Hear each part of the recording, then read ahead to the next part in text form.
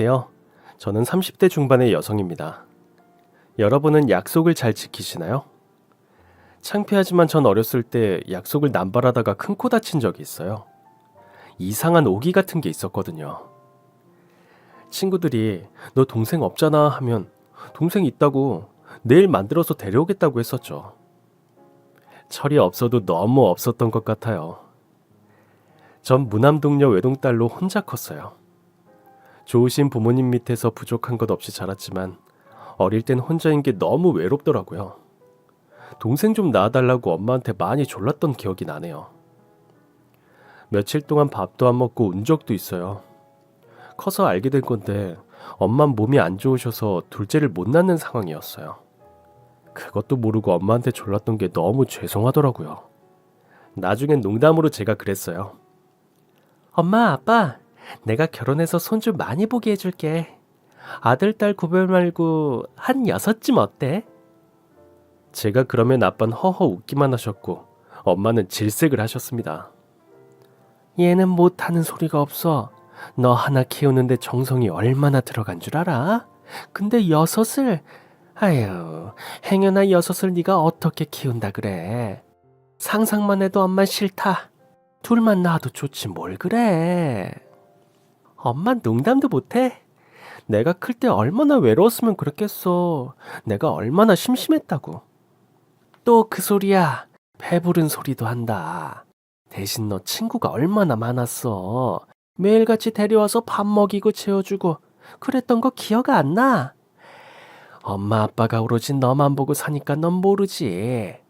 엄마처럼 위로 5의 막내로 태어나봐. 이런 말이 나오나. 고기 반찬 하나 먹는 것도 일이었어. 경쟁해야 하고. 아, 얼마나 스릴 있었을까. 엄만 복 받았네.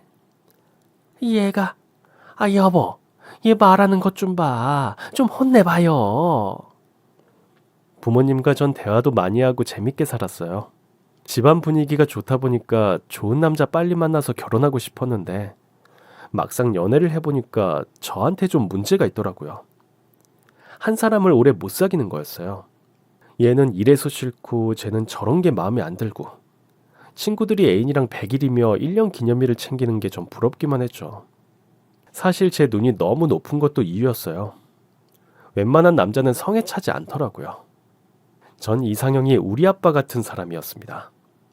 그래서 아빠랑 다른 모습을 보이면 이 남자도 아닌가 보다 하고 뻥 차버렸던 것 같아요. 기준이 사실 너무 높았어요. 아빠는 사회적으로 성공한 분이세요.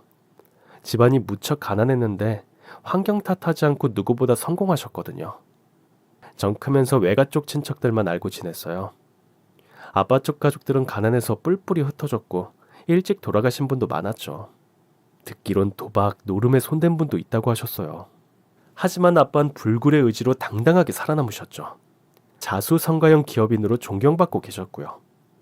대기업까진 아니어도 탄탄한 중견기업을 운영하는 회사 대표였습니다. 그렇다고 독불장군도 아니었어요.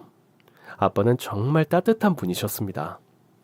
한 번은 같이 TV를 보는데 아프리카의 한 아이가 배고파서 흙을 먹는 모습을 보셨어요. 저랑 얘기를 하고 있었는데 순간 대화가 끊겼고 아빠는 멍하니 화면만 보시더라고요. 아빠 오는 거야? 아빠는 말없이 서재에 들어가셨죠. 후에 알게 된 건데 그 단체에 큰 액수로 후원도 하셨더라고요. 사실 아빠는 귤껍질도 함부로 못 버리셨어요. 꼭 모아서 말리라고 엄마한테 말씀하셨죠. 워낙 배고픈 기억이 많아서 귤껍질도 드신 적이 있대요. 엄만 그런 아빠가 짠하다면서 귤껍질로 차를 만들어주시곤 했죠. 아빠는 대학을 포기하고 일찍부터 공장에 다니셨어요. 남들처럼 일이 끝나도 놀거나 쉬지 않았다고 하셨죠. 혼자 연구개발을 계속하셨대요. 기존 기술에다 아빠만의 노하우를 접목시켜서 나중에 공장에서 인정을 받게 됐고 아빠 덕분에 다니던 공장이 날로 커졌다는 얘기는 골백 번도 더 들은 것 같네요. 아유 정군 어떻게 이런 생각을 다 했어? 지금까지 한 번도 이런 의견 낸 사람이 없었는데 참 신기하구만. 자네 말대로 하니까 효율이 엄청 높아졌어. 반장님, 제 노트 좀 보실래요? 사실 아이디어가 몇 개 더 있거든요. 말씀드린 건 그 일부에 불과하고요. 검토해보시고 적용할 수 있는 거면 보고 좀 해주세요. 얼마든지 해줄 수 있지. 우리 공장에 호박이 넝쿨채 들어왔어. 사장님이 보통 좋아하시는 게 아니야. 그렇게 아빠는 공장 대표님 눈에 들게 됐고 장학금으로 야간 대학까지 마칠 수 있었대요. 나중엔 아빠 힘으로 대학원까지 가셨고요. 의지가 대단하셨던 것 같아요. 시간이 흘러 공장을 나온 아버지는 자기 사업을 시작했대요. 작은 창고를 개조해 시작한 부품 회사를 아버지는 어엿한 중견기업으로 키우셨습니다. 한마디로 자수성가하신 거였어요. 거의 0에서 100으로 회사를 키워내신 거였죠. 신문이나 TV에도 여러 번 나오셨어요. 엄마랑 같이 아버지가 나온 신문 기사들 스크랩하고 TV 녹화하는 게 저한텐 너무 행복한 일이었죠. 아빠는 영화 속 슈퍼맨 그 이상이었습니다. 우리 회사는 재정이 탄탄하고 직원들 수도 많았어요. 직원 복지도 좋았고요. 가끔 제가 회사에 나가면 대접을 엄청 받았어요. 아버지 보러 와서 대표님 닮아서 소연이도 공부 잘하지? 직원분들이 이렇게 물어보시면 전 쥐구멍에 숨고 싶었죠. 아쉽게도 좀 공부에 큰 흥미가 없었거든요. 대신 미술에 재능이 있었고요. 아빠는 제가 하고 싶은 미술도 팍팍 밀어주셨죠. 직원들처럼 저도 아빠를 진심으로 존경하고 있었습니다. 30년 동안 기업체를 운영하면서 아버지는 가족에게도 소홀히 하지 않으셨죠. 엄마와 전 늘 아빠 생각만 하면 푸근하고 따뜻했어요. 그런데 너무 좋은 아버지를 뒀더니 부작용이 하나 있었죠. 웬만한 남자는 눈에 들어오지도 않는 거였어요. 전 대학을 졸업하자마자 일반 회사에 웹디자이너로 들어갔습니다. 한창 예쁠 때니까 소개팅부터 모임에서까지 남자를 자연스럽게 만날 기회도 많았는데 어떤 남자도 성에 차지 않더라고요. 사귀어도 채 2달을 못 넘겼죠. 그러니까 결혼도 남일처럼만 느껴졌어요. 부모님은 제가 20대 후반이 되니까 슬슬 걱정을 하기 시작하셨죠. 엄마는 선이라도 보라고 성하셨어요. 여보, 소연이한테 뭐라고 좀 해요. 얘가 통 남자 만날 생각을 안 하네. 주말에도 맨 여자친구들만 만나고 연애도 해봐야 좋은 남자 보는 눈도 생기지. 친구들 다 시집가면 너 혼자 어떻게 할래? 엄마, 내 친구들도 다 연애 안 해.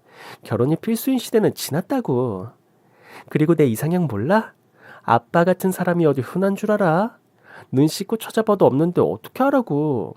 그렇다고 아무나 만날 수 없잖아. 몰라. 결혼 못하면 많은 거지 뭐. 너 왜 한 입으로 두 말해? 빨리 결혼해서 손주를 6이나 보게 한다더니. 여보, 당신이 뭐라고 좀 해봐요. 제 얘기를 듣고 아빠는 이렇게 말씀하셨죠. 그럼 소연이 너 아버지가 골라준 사람 만나볼래? 엄마 말도 일리가 있어. 사람 보는 눈을 키워야 좋은 남편감도 고르지. 아빠까지 선보라는 거야? 정말 싫다. 나 그냥 독립할래. 결혼자금 주시면 혼자 나가서 살게요. 엄마는 하나밖에 없는 외동딸 못 내보낸다면서 화를 내셨고 대화는 그렇게 끝이 났죠. 그리고 얼마 뒤 아빠는 저를 회사로 부르셨어요. 점심이나 먹자고 하셔서 가볍게 갔는데 그 자리에 한 명이 더 오게 됐죠. 제 또래의 남자 직원이었어요. 덩치도 크고 얼굴도 괜찮은 사람이었어요. 소연아, 회사 직원인데 오전에 보고를 못 받아서 점심 같이 먹기로 했다. 괜찮지? 뭐 괜찮아요, 아빠. 전 어쩌다 이렇게 됐겠지 생각하고 밥만 맛있게 먹었어요. 아버진 그 남자 직원이랑 회사 얘기를 많이 하시더라고요. 그런데 밥을 다 먹고 차를 마시러 갔을 때 아빠가 갑자기 이런 얘기를 꺼내셨죠. 소연아, 김대리랑 커피 마시고 와라. 무슨 말인지 알지? 김대리, 우리 딸이랑 편하게 얘기 나눠봐. 둘 다 애인 없다며. 선보라고 하면 둘 다 거절할 것 같아서 내가 자리 마련했네. 그럼 두 사람 좋은 시간 보내. 아빤 뒤도 안 돌아보고 일어났고 전 진짜 당황스러웠어요. 그건 남자 직원도 마찬가지였죠. 아빠가 그렇게 하고 가니까 이상하게 어색하고 부끄러워서 뭘 어떻게 해야 할지 모르겠더라고요. 그날은 어색하게 커피만 먹고 일어났고 전 아빠한테 화를 냈어요. 아빠, 소개를 해줄 거면 처음부터 말을 하지. 아빠 가고 난 다음에 얼마나 어색했는 줄 알아요? 제대로 한번 약속 잡고 만나봐. 김대리 굉장히 부지런하고 성실해. 아버지가 오래 지켜봤는데 사람이 듬직하고 괜찮더라. 아빠 믿고 한번 만나봐. 너 아빠 못 믿어? 그럼 이번 한 번이다. 아빠 때문에 주말에 그 남자를 다시 만나게 됐는데 느낌이 나쁘지 않더라고요.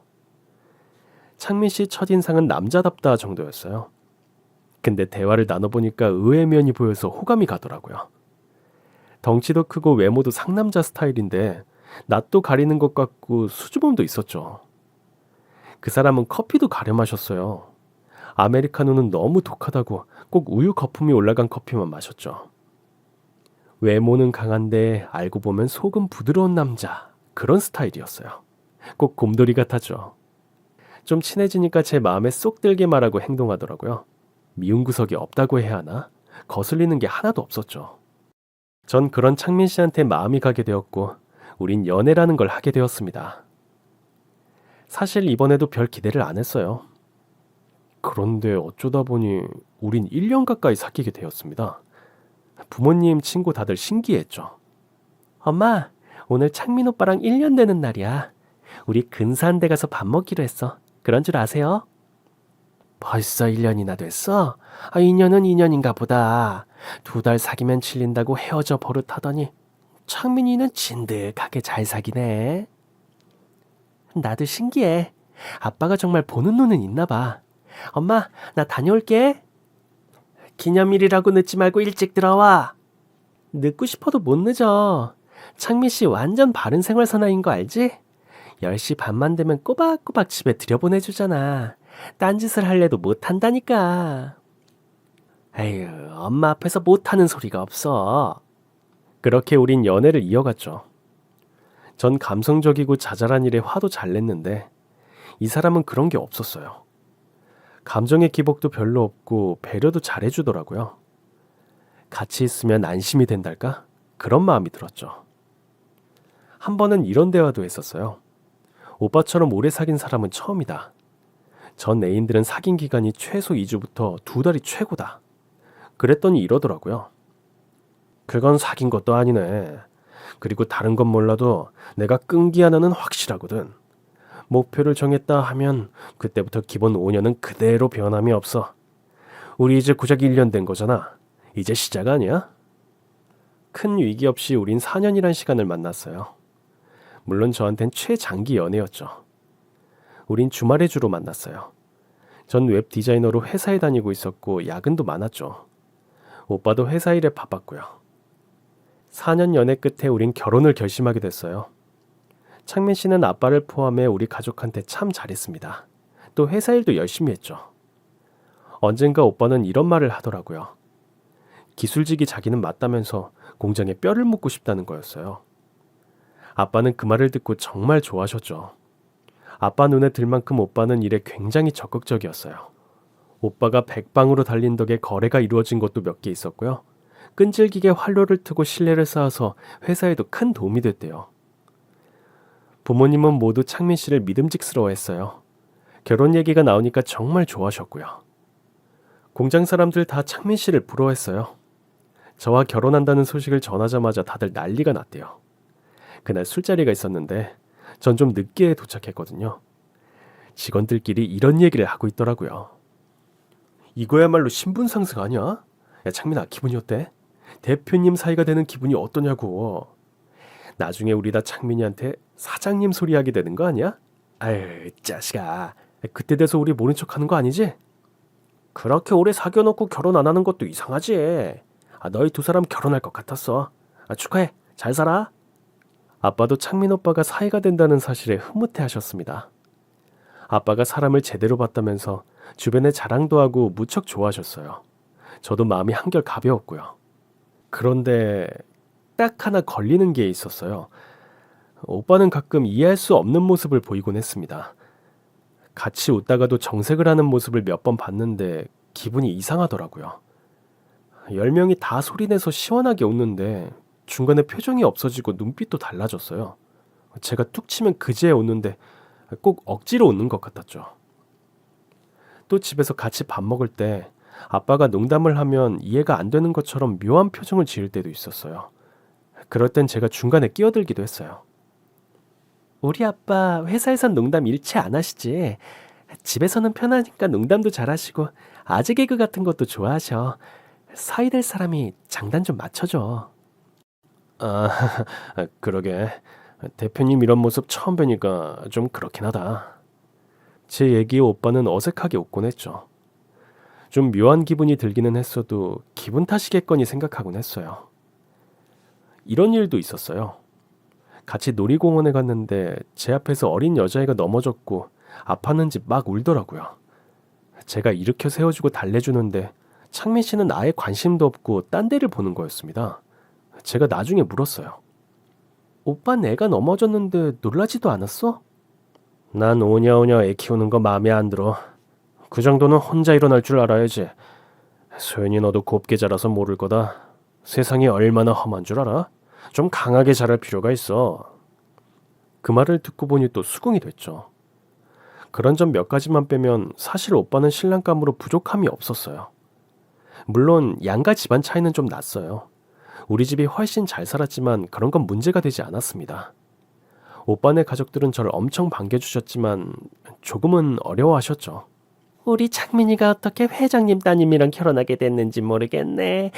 아이 결혼 허락해줘도 되는 거야? 어머님 말씀 낮추세요. 저 며느리 될 사람이잖아요. 그런가? 듣기로 회사가 그렇게 탄탄하다며 신문에도 나고 우리 조카가 인터넷 검색인가 해보고는 깜짝 놀라던데 창민이가 그렇게 좋은 회사 다니는 줄 몰랐어. 저희 아버지 이 공장에 정말 애정을 갖고 젊은 시절 다 바치셨거든요. 그렇구만. 재산도 상당하시지? 이런 거 물어보는 거 아닌가? 너무 신기해서 그래. 하나부터 열까지. 네, 열심히 일하셨으니까 읽은 것도 좀 있으세요. 시댁 식구들은 은근히 돈을 엄청 좋아하셨죠. 제가 불편한 상황이 몇 번 있었는데 결혼 직전에 친척분들이 많이 오셨을 때였어요. 집안 배경으로 절 소개하시더라고요. 아버지 회사 이름이 뭐고 재정 상태가 어떻다는 얘기부터 어떤 동네에서 몇 평에 사는지 시시콜콜 말씀하시니까 어쩔 줄을 모르겠더라고요. 거기 고급 빌라 들어봤지? 새애기네가 거기 살아. 아버지가 기업 대표야. 선박에 들어가는 부품 있잖아. 그거 만드신대. 엄청나지? 그리고 얘 말해봐라. 너희 집에 차가 몇 대나 있댔지? 세 대인가? 외제차도 있지? 오빠, 어머님 좀 말려봐. 어떻게 대답해야 할지 모르겠어. 창민 씨는 무표정하게 밥만 먹더라고요. 돈 얘기를 자꾸 하셔서 불편했지만 그것도 이해는 됐어요. 특별히 문제될 건 없으니까요. 시간이 흘러 우린 결혼식을 하게 됐고 신혼생활이 시작됐어요. 이제 남편이 된 창민 오빤 연애할 때와 크게 다르지 않았어요. 공장 일도 열심히 해줘서 아빠의 신임을 제대로 받고 있었죠. 결혼 후 시간이 참 빠르게 가더군요. 시간이 지남에 따라 아빠는 전적으로 남편을 믿게 되고 남편은 일처리 능력을 인정받아 저희 결혼 5년 후 상무라는 직책으로 초고속 승진을 하게 되었습니다. 이제 저나 오빠나 나이가 있어서 아이를 서둘러 가져볼까 하던 때였습니다.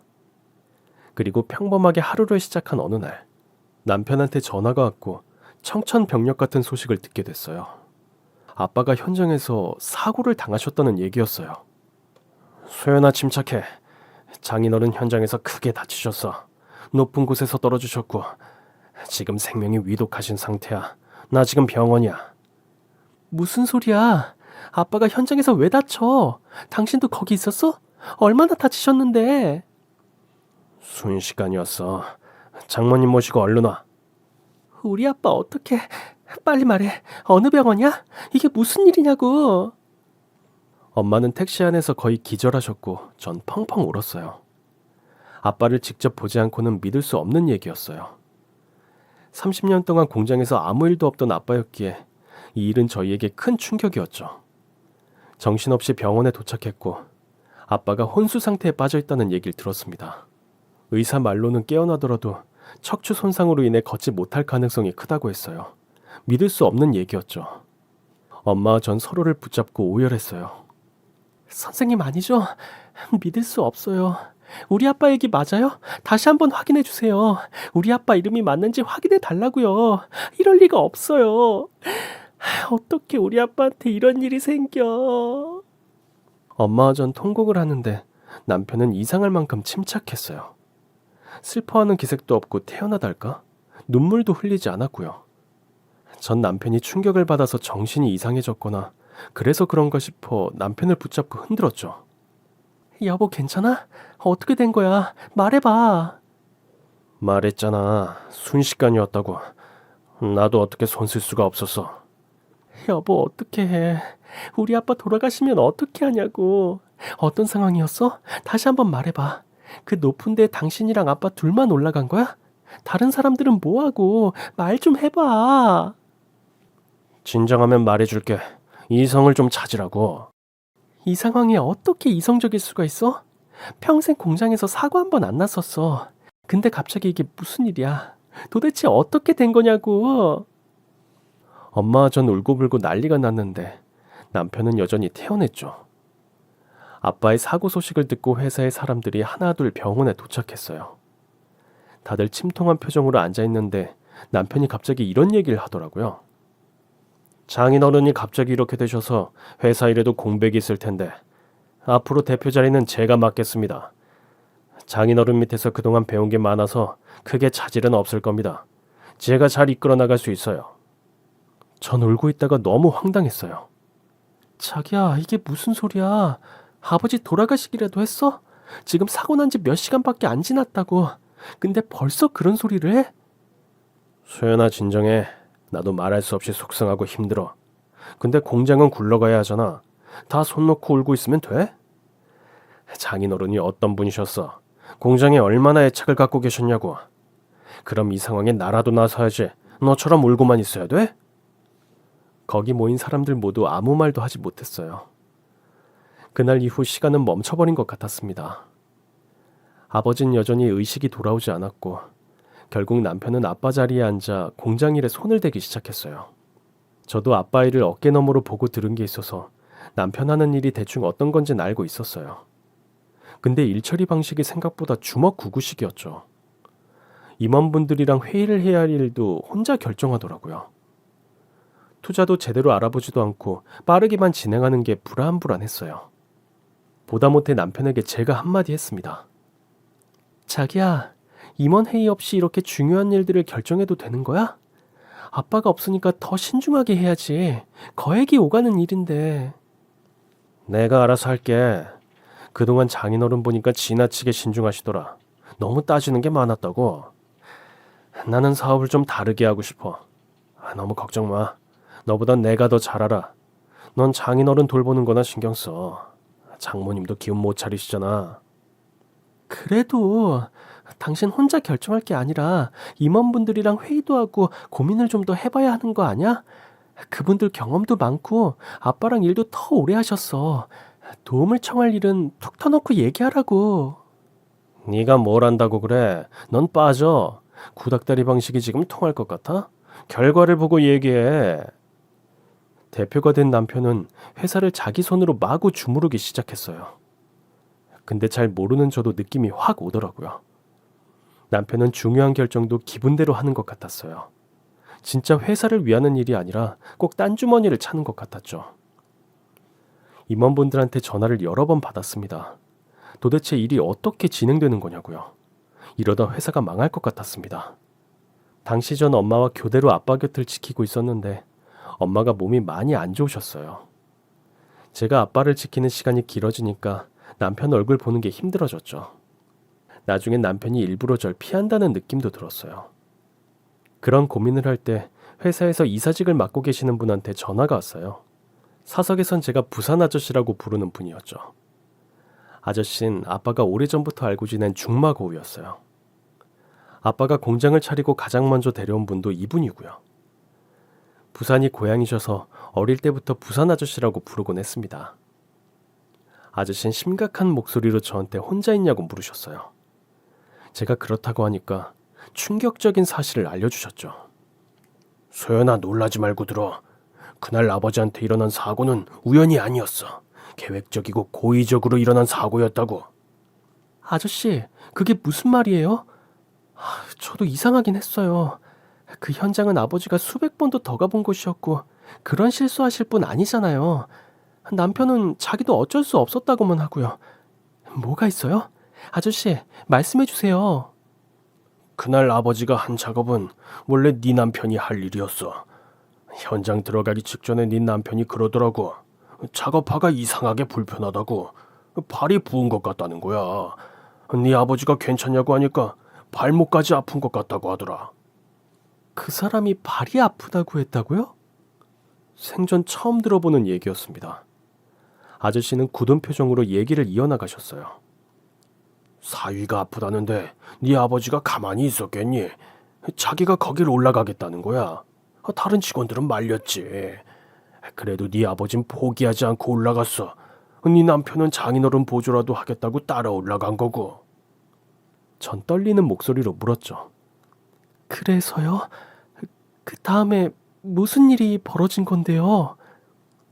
네 아버지가 꼭대기에 올라갔을 때 창민이 그 새끼가 뒤에서 슬쩍 네 아버지를 밀었어. 아주 교묘하게 행동하더구나. 마치 오래전부터 연습했던 것처럼. 그 모습을 내가 다 봤다.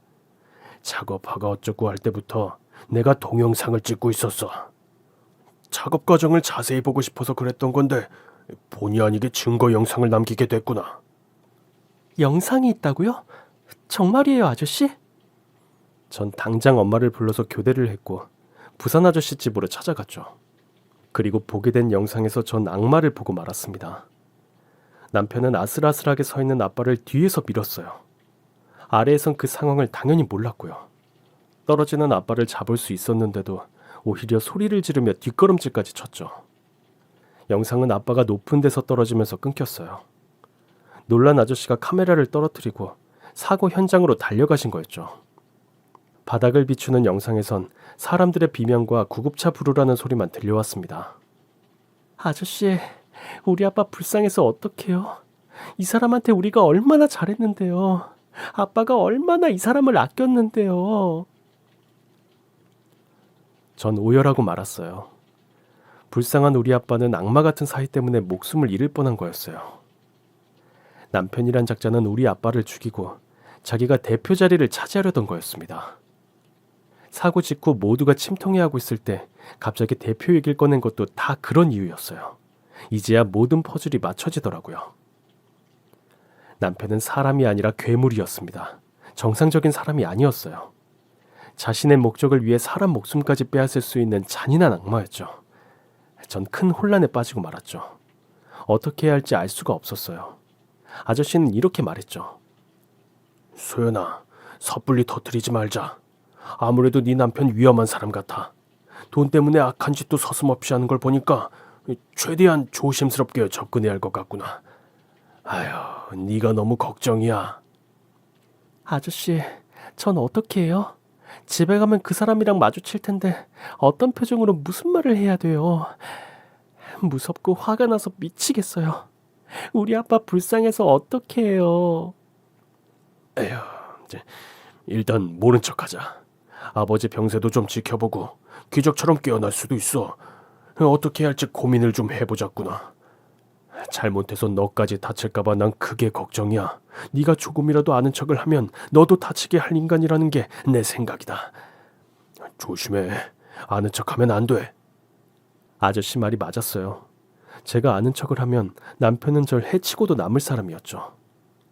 이 사실은 엄마에게도 말할 수 없었어요.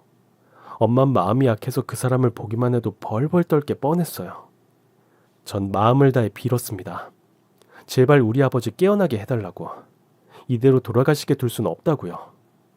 그러는 사이 집에 도착했고 남편 앞에서 감쪽같이 행동했어요. 손이 벌벌 떨리고 무서웠지만 저까지 약해질 수는 없었습니다. 침착하자 마음을 달랬고 아무것도 모르는 것처럼 연기를 했죠. 오히려 평소보다 더 잘해줬어요. 당신도 얼굴이 많이 상했네. 중요한 결정하는 게 보통 아니지? 대표 자리가 그런 거야. 목욕물 받아놨어. 씻고 긴장 좀 풀어. 남편은 대표 자리에 앉은 뒤 무섭도록 차갑고 냉정해졌죠. 꼭 로봇을 보는 것 같았어요. 무슨 말을 해도 눈빛에 감정이 담겨있지 않더라고요. 부산 아저씨 말을 떠올려 보면 그러는 게 당연했어요. 그게 원래 남편 본 모습이었습니다. 밤엔 제가 아빠한테 가봐야 된다고 자리를 피했어요. 안 그러면 같이 자야 하는데 소름이 끼쳐서 그건 못하겠더라고요. 그리고 얼마 후 기적 같은 일이 벌어졌습니다. 제 간절한 바람대로 아버지가 깨어나신 거였어요. 새벽에 전 친정집에서 자고 있었죠. 근데 꿈에 건강한 아빠가 나왔어요. 같이 바닷가에 갔고 무등을 태워주셨죠. 전 좋아하면서 웃었는데 정신을 차려보니까 백사장에 저만 있는 거였어요. 아빠는 어디론가 사라졌고 전 엉엉 울면서 아빠를 찾았죠. 그리고 벨소리에 잠이 깼어요. 엄마였는데 꿈이 불길에 전화를 받기가 두려웠습니다. 근데 엄마 목소리가 너무 밝은 거였어요. 소연아, 아빠 깨어났어. 빨리 병원으로 와. 네 이름 부르면서 깨어났다고. 뭐? 엄마 정말이야? 그게 사실이야? 나 이거 꿈 아니지? 전 제 볼이랑 허벅지를 꼬집어 봤어요. 아프더라고요. 꿈이 아니라 현실이었어요. 전 당장 뛰쳐나가 병원으로 달려갔죠. 가보니 정말 아빠가 눈을 뜨고 있었어요. 의료진들도 다 놀란 눈치였죠. 깨어날 가능성이 정말 희박했는데 아버지는 의식을 찾고 저까지 알아보시더라고요. 전 너무 기뻐서 아빠를 안고 엉엉 울었어요. 아빠 고마워. 깨어나줘서 고마워. 꿈에서 아빠 잃어버려서 내가 얼마나 놀란 줄 알아? 이제 어디 가면 안 돼. 내가 옆에 꼭 붙어 있을 거야. 기적 같은 일이 또 일어났죠. 아빠는 의식을 찾은 지 얼마 되지 않아 말도 하기 시작하셨죠. 더 놀라운 건 사고가 났던 그날의 일을 모조리 기억하고 계신다는 거였습니다. 제가 아빠 곁을 지키던 날 전 조심스럽게 물어봤어요. 아빠, 나 다 알고 있어. 김창민 그 인간이 아빠 밀었지? 아빠는 흠칫 놀라시더니 한동안 말없이 저만 바라보셨죠. 조용히 해라. 아무도 알면 안 돼. 네가 위험해. 기억나? 그날 벌어진 일 모두 기억나냐고. 나 분하고 억울해서 미치겠어. 어떻게 아빠한테 그래? 어떻게 우리한테 이럴 수 있어? 부산 아저씨한테 증거 있어. 그날 아빠랑 그 사람 찍고 있었대. 뭐? 박 이사가 그 영상을 찍었다고? 소연아, 비밀 지켜. 아버지 깨어난 거 그 녀석 절대 모르게 해. 알아들어? 아빠, 그 사람 빨리 경찰에 넘겨야 돼. 우리 회사도 그 사람 때문에 망할지도 몰라. 부산 아저씨랑 나랑 어떻게 하나 발만 동동 구르고 있다고. 이제 아빠 깨어났으니까 경찰에 신고해도 되잖아. 소연아, 나 장례를 치러다오. 무슨 소리야, 아빠. 이렇게 멀쩡히 살아있는데 장례를 왜 치러? 꼭 그렇게 해줘. 나한테 다 생각이 있다. 창민이는 절대 모르게 하고. 전 아빠 뜻대로 해드리기로 했죠. 부산 아저씨한테도 다 말씀드리고 도움을 청했죠. 부산 아저씨는 이제 때가 된 것 같다고 하셨어요. 합심해서 그 악마 같은 인간을 처단할 때가 왔다고요. 모든 준비를 마친 뒤 전 남편에게 조용히 연락을 했어요. 여보, 어떡해. 우리 아버지 돌아가셨어. 불쌍한 우리 아버지 하늘나라 가셨다고. 그렇구나. 장례 준비해야지. 제가 한때 남편이라고 불렀던 그 인간은 정말 피도 눈물도 없었어요. 제가 아버지 돌아가셨다고 하자마자 슬퍼하는 기색도 없이 또 감정 없이 말을 하더라고요. 분노가 치미는 걸 간신히 참고 전 연기를 이어갔습니다. 자기가 좀 도와줘. 나랑 엄마 경황도 없고 가슴이 찢어질 것 같아. 여보, 우리 아빠 불쌍해서 어떡해. 정신 차려. 준비할 게 많은데 계속 울기만 할 거야? 전화를 끊고 전 욕을 바가지로 해줬습니다. 어디 뜻대로 되나 보자고 단단히 펴렸어요. 아빠가 하라는 대로 저와 부산 아저씨는 아빠를 장례식장 병풍 뒤에 숨겼습니다. 아빠는 그때 휠체어를 타고 있었지만 목소리나 눈빛만큼은 다치기 전과 똑같았어요. 사냥감을 노리고 숨을 고르는 맹수 같았죠. 장례식장에 다 왔다는 남편의 전화를 받고 저와 엄마는 울기 시작했어요. 엄마도 이때는 모든 사실을 알고 계셨죠. 엄마는 한때 쓰러지셔서 수해까지 맞으셨어요. 그만큼 충격이 크셨던 거였습니다. 남편은 장례식장에 오자마자 사무적으로 저와 엄마를 대했어요. 위로의 말 한마디 없었죠. 전 일부러 남편한테 쓰러질 듯 오열했고 남편은 엄마가 보고 있는데도 절 심하게 밀쳤어요. 정말 징글징글하게도 운다. 넌 무슨 수도꼭지냐? 그만 좀 울어. 머리가 아파 죽겠다. 전 쓰러진 김에 더 통곡하듯 울었죠. 엄마가 그걸 보고 남편한테 뭐라고 했어요. 이 사람아, 아빠 잃고 슬퍼하는 애를 왜 밀어? 그러고 보니 자네 사고 난 날부터 이상했어. 정말 우리 가족 맞나? 장인어른이 자네랑 있다가 다쳤는데 어쩌면 그렇게 얼굴색 하나도 안 변하고 멀쩡해? 기다렸다는 듯이 회사 맡겠다고 하고. 혹시 자네 장인어른 돌아가시기만 바랬던 거 아니야? 어떻게 눈물 한 방울 안 흘려? 그때 부산 아저씨도 들어와서 엄마 편을 들었어요. 빨리 사과하게. 나도 자네 이상한 게 한두 가지가 아니야. 장인어른이 자네한테 얼마나 잘했는데 눈물 한 방울도 안 흘리나. 자네는 피도 눈물도 없어? 그리고 회사 중요한 일들을 왜 자네가 다 혼자 처리하나? 자네가 한 결정 때문에 회사가 지금 큰 위기라고. 장인어른이 이 회사를 얼마나 어렵게 세웠는지 알아? 그러자 남편은 본색을 드러내면서 아주 재수없게 말했죠. 다들 이성을 잃었어요? 울고불고 정신사납게 왜 이러냐고요. 내가 장인어른 죽였어요? 어디서 그런 모함을 해? 어? 누가 봤어요? 증거 있어? 당신들 없을 때 장인어른은 이미 나한테 말했어. 이 회사 나한테 고스란히 물려줄 거라고 했었다고요. 내 것 내가 마음대로 하겠다는데 당신들이 무슨 상관이야. 이제 회사가 아까워서 그래? 돈 좀 달라는 거냐고. 속이 시커먼 사람들이 누군데 나한테 이래. 그때 병풍이 갑자기 흔들거리기 시작했습니다. 남편은 그걸 보고 깜짝 놀라더니 얼어붙어 버렸어요. 저흰 숨죽이고 지켜보고 있었죠. 곧 병풍 뒤에선 벼락 같은 소리가 들려왔습니다. 아버진 병풍을 확 밀어 쓰러뜨리고 위풍당당하게 나타나셨어요. 네 이놈, 어디서 그런 새빨간 거짓말을 해. 이 천벌을 받을 놈아. 귀신이야. 남편은 얼굴이 하얗게 질리더니 뒷걸음질 치다가 자빠지고 말았죠. 마침 옆에 있던 저를 붙잡고 바들바들 떨면서 이러는 거였어요. 자기야, 안 보여? 아버님 안 보여? 왜 이래? 뭐가 보인다 그래? 아무것도 안 보이는데.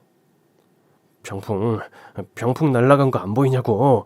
그 뒤에 장인어른, 장인어른 안 보여? 무슨 소리야? 당신 미쳤어? 돌아가신 우리 아빠가 어떻게 살아 돌아와? 귀신이야. 사람 살려. 사람 살려. 남편은 도망가려다 제 치마를 밟고 미끄러지면서 한 바퀴 굴렀어요. 전 이때다 싶어 남편 바지가랑이를 잡고 안아줬어요. 아빠는 천둥 같은 목소리로 소리쳤습니다. 나를 높은 데서 일부러 밀어놓고 사고로 떨어진 거라고 거짓말을 해? 넌 하늘이 무섭지도 않느냐? 사람을 죽인 널 지옥불에 떨어뜨리겠다고 저승사자가 저기 오는구나. 넌 꼼짝없이 지옥행이야. 나랑 같이 저승에 가자, 이 벼락 맞을 놈아. 남편은 겁에 질려 눈이 돌아가더니 입에 거품을 물고 싹싹 빌더라고요. 덜덜 떠는 꼴이 아주 가관이었습니다. 잘못했어요. 잘못했습니다. 저 데려가지 마세요. 저 살고 싶어요. 지옥불이라뇨. 안 돼요, 장인어른. 저 좀 살려주세요. 너 같은 놈은 세상에 살 가치가 없어. 우리 소연이한테서 떨어져라. 당장 저승으로 가자. 싫어요, 싫습니다. 사람 살려. 남편은 무섭다면서 몸을 웅크리더니 방바닥을 뱅글뱅글 도면서 헛발질을 하더라고요. 그러더니 흥건하게 소변 실수까지 해버렸습니다. 장례식장에 오줌 냄새가 진동을 하고 난리도 아니었어요. 그때까지도 남편은 우리 아버지 영혼이 자기를 데려왔다고 생각했었나 봐요. 그러나 그건 오산이었습니다. 부산 아저씨의 신호에 대기하고 있던 경찰이 장례식장으로 들어왔고 남편의 양손엔 수갑이 채워졌어요. 오줌으로 바지가 엉망이 된 채 남편은 얼떨떨한 표정으로 경찰들을 보더라고요.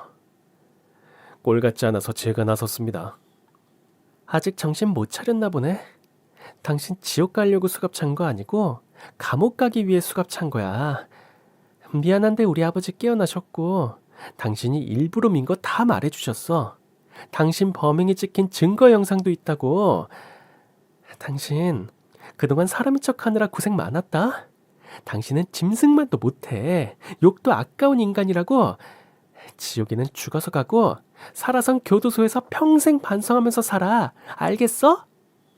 뭐야? 장인어른이 깨어나셨다고? 그때 아버진 휠체어를 밀고 우리가 있는 곳까지 오셨어요.